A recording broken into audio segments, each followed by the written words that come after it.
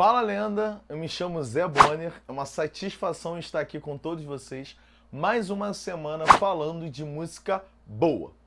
Hoje, galera, estou muito empolgado aqui porque na verdade a gente retoma o projeto que é o norteador do canal Fala Lenda, né? Comentarmos todas as composições ou músicas gravadas pelo Renato Russo. E hoje a gente começa aí a segunda fase desse projeto.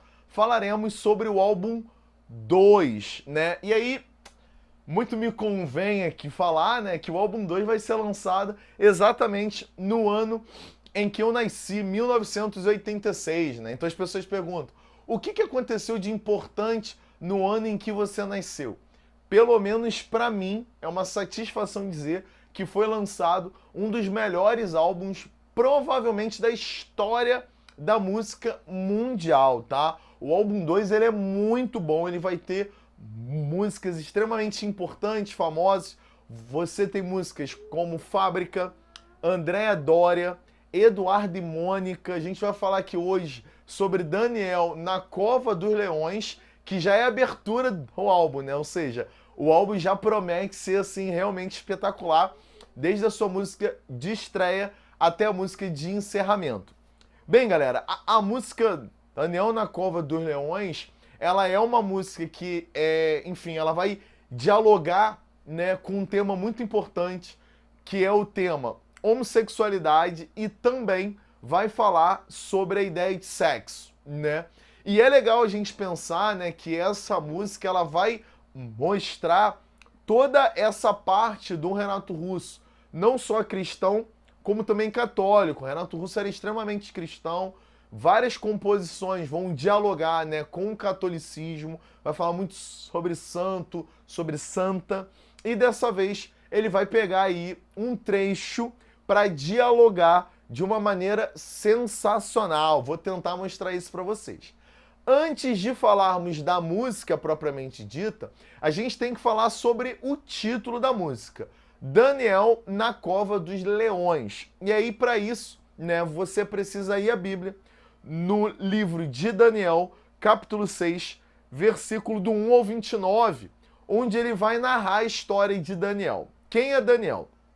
Bem, o Daniel, na verdade, ele é um judeu, conselheiro do rei Dário. Rei Dário, filho, né, do rei Celeste. Então você tinha uma linhagem de reis ali que confiavam bastante num judeu que era conselheiro na Babilônia, né?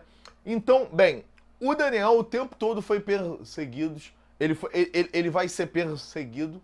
Vários generais não gostavam dele como conselheiro e criticavam muito ele ao rei Dário, inclusive pedindo para que ele fosse expulso do reinado. Só que rei Dário mantinha ali, né, a sua postura de não afastar, não expulsar o Daniel. Os generais, então, vão ter uma ideia. Eles vão proibir o Daniel de se manifestar em relação ao seu Deus, ou seja, ele não poderia mais rezar, pelo menos publicamente, em adoração ao seu Deus. Bem, o Daniel ele vai ser pego rezando e aí, obviamente, rei Dário não podia fazer mais nada. E como uma forma de julgamento, né, na Babilônia, eles jogavam as pessoas para leões, né? Leões que ficavam ali em áreas de masmorra, completamente famintos. Quando a pessoa caía, não dava tempo nem para uma despedida. Só que com o Daniel ele é lançado ali na cova com os leões, passa uma noite e no outro dia o Daniel está vivo. E aí, obviamente, aquilo espanta todo mundo. Rei Dário manda tirar ele e manda jogar os generais que o acusavam, que o perseguiam. E os generais são rapidamente devorados. Obviamente, né, a fé em relação ao Daniel vai ficar muito mais forte. Rei Dário, né, vai ver o Daniel como uma figura ainda mais especial e nada acontece a ele. Para mim, o Renato Russo ele vai se ver exatamente no mesmo papel que Daniel, né? E obviamente esses generais, assim como os leões, vão representar a sociedade. Então Daniel, né, era perseguido pelos generais e depois ele se vê encurralado pelos leões. Renato Russo a mesma coisa, vai se ver extremamente perseguido pela sociedade e extremamente encurralado pela mesma. Por quê? Obviamente, pelo a lógica, né, da homossexualidade. Bem, então a partir daí a gente já pode pensar numa lógica paralela, né, em comparar Daniel a Renato Russo. Agora a gente vai, né, galera, a analisar estrofe por estrofe da música. Mas se você tá gostando, se essa música, né, também te deixa aflito e principalmente se você quer entender o finalzinho da música, fica com a gente até o final. Indica esse canal para algum amigo que também é fã de Renato Russo. Compartilha esse vídeo, curte e principalmente se inscreve no nosso canal. Vamos agora à análise da letra. Bora lá? Bem, a música começa assim. Aquele gosto amargo do teu corpo ficou na minha boca por mais tempo. De amargo então, salgado ficou doce, assim que o teu cheiro forte e lento. Bem, como a gente está aqui falando, a música fala sobre o relacionamento entre duas pessoas do mesmo gênero, dois homens, e a música começa narrando o sexo oral, né? O gosto amargo do teu corpo ficou na minha boca por mais tempo. E a gente nota ali que há uma evolução de um ato sexual, né? Ali começando com o sexo oral, evoluindo, e aí ele fala aquele gosto amargo do teu corpo ficou na minha boca por mais tempo. De amargo, então, salgado ficou doce, assim que o teu cheiro forte lento. Gente, de amargo, então, salgado ficou doce. Algo ruim que foi ficando bom. Do amargo ao doce, algo foi ficando bom. Assim que o teu cheiro forte e lento. Ele está narrando que eles terminaram de fazer sexo e ficaram abraçados. E por que de amargo foi ficando doce? Porque era algo que era ruim, mas foi ficando bom. Aí ele segue. Fez casa nos meus braços e ainda leve, forte, cego e tenso, fez saber que ainda era muito e muito pouco. Quando terminou o ato sexual, né, normalmente as pessoas ficam ali ainda abraçadas, com uma troca de carinho. É isso que aconteceu. E aí ele fala, né, que fez casa nos seus braços e ainda leve, forte, cego e tenso fez saber que ainda era muito e muito pouco. Ele queria mais, né? Ou seja, ele de forma ali insaciável, né? Eles queriam ter mais do que eles acabaram de viver. Bem, a terceira estrofe ele fala assim: faço nosso o meu segredo mais sincero e desafio o instinto dissonante. A insegurança não me ataca quando erro, e o teu momento passa a ser o meu instante. É sensacional, né? Como essa terceira estrofe, ela mostra essa união, né? Essa união onde há um segredo. Ele diz: faço nosso o meu segredo mais sincero. Eles não podem contar alguma coisa. O que eles não podem contar? Provavelmente, né, a opção deles. Eles não querem tornar isso público. E desafio o instinto dissonante, discordante.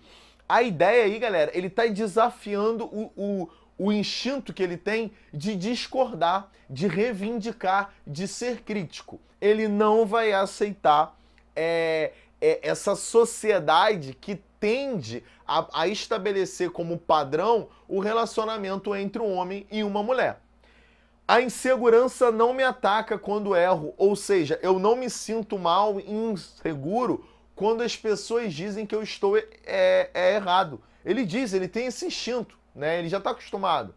E o teu momento passa a ser o meu instante. Essa é a parte de união.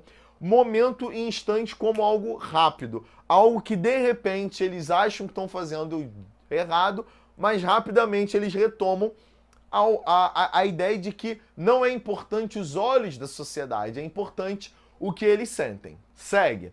E o teu medo de ter medo não faz da minha força confusão. O medo que a outra pessoa tem, né? O medo de ter medo, aquele medo exagerado, não faz da força dele confusão. Ele tá seguro do que ele quer. Ele realmente vai deixar claro o que ele sente. O desejo dele é por outros homens. Então ele vai deixar isso claro. Teu corpo é meu espelho e em ti navego. Perceba, o teu corpo é o meu espelho. Aí você tem duas interpretações. A primeira se o corpo da outra pessoa é o espelho e ele é homem, a outra pessoa também é homem. Ele deixa claro aí a ideia da homossexualidade.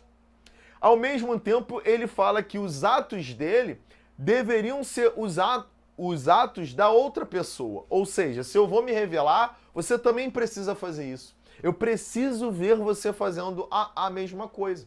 E essa interpretação ela pode ir para outros setores, como, por exemplo, o desejo, as fantasias, faça o que tu queres, pois é tudo da lei, né? Parafraseando aqui Raul Seixas, é mais ou menos isso que ele quer trazer.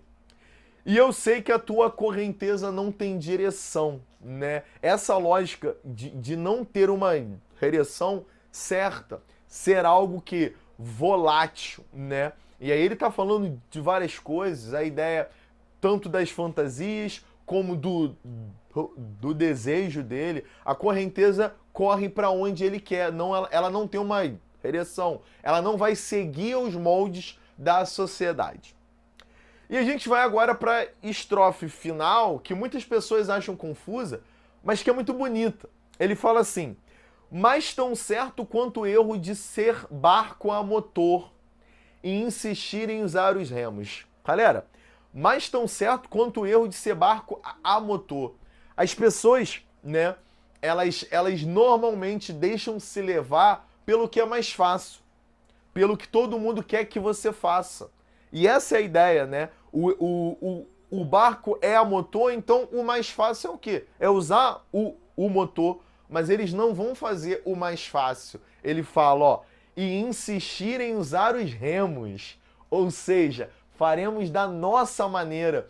É bem legal a gente estar falando aqui, né, de parafrasear Raul Seixas. A gente poderia parafrasear o Cazuza. O Cazuza tem uma parte de uma música que ele fala, né, radando contra a corrente só para exercitar. É a ideia de ir de contra, né? Nesse caso aqui, eles não vão aceitar o que a sociedade quer. Eles vão fazer da maneira deles. Eles vão ser livres. E aí ele fala, é o mal que a água faz quando se afoga, e o salva-vidas não está lá porque não vemos. Aí nós temos uma lógica de ressemantização, né? Que a gente costuma dizer que o amor é cego. O amor é cego. Aí não, ele vai dar um outro significado à ideia. É o mal que a água faz quando se afoga. Quem é a água? Somos nós. Ele optou se afogar, perceba? Ele quer fazer isso. Então ele sabe que esse é o caminho mais difícil, onde ele pode se afogar, mas ele quer fazer isso, então ele vai fazer. E o salva-vida não está lá porque não vemos. Quem é esse salva-vida? Nós mesmos. Nós podemos nos livrar daquilo, ele está dizendo, mas nós não queremos fazer isso. Essa é a ideia de uma ressemantização, de dar um novo significado. Então, a ideia de que o amor é cego para o Renato Russo não cabe. Ele diz, eu amo, eu sei disso, eu estou consciente disso, só que como eu amo uma pessoa do mesmo gênero que eu vou lutar por esse amor, independente do que isso represente, independente do que as pessoas esperem que eu faça. Bem, galera, é isso. Espero que vocês tenham gostado, espero que vocês tenham acompanhado até aqui. Bem, agora você já sabe, a gente vai analisar o álbum 2 da Legião Urbana, toda quarta-feira com um vídeo novo. Um grande beijo, força sempre. Valeu!